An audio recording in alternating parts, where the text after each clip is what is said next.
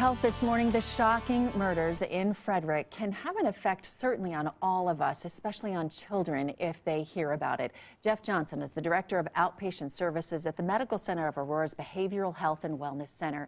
So the big question is, what do we say to our kids? How do we talk about that? And I know my kids are home. They watch before school. They see this news. What do we say to them?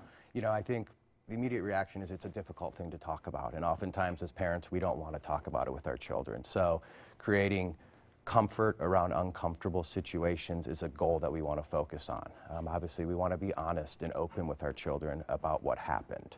We want to allow them to grieve and feel the pain and loss through however they feel comfortable doing so.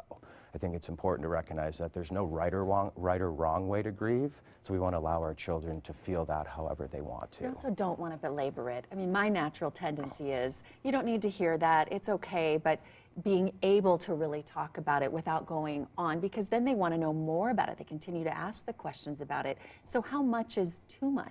Yeah, I think, as parents, we want to provide that information in small doses. We know what our children can and can't handle, so providing little bits of information and see how they process that and see how they react to it is going to be important. I think children struggle when they receive too much information at one time, so breaking that information up is going to help our children be able to process that and move through that quicker.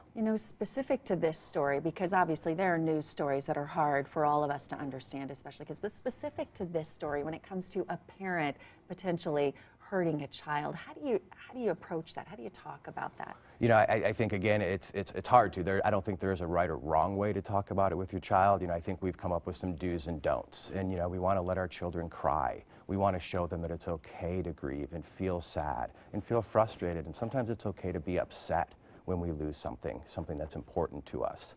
Cry with your children. I think as parents, we don't want to hide our grief. We want to show them that it's okay to mourn. It's okay to feel how we feel when we endure such big loss in our life. And that we don't always have the answers, right? Yeah. I mean, as a parent, you say, I don't know. Yeah, it's okay to say, I don't know.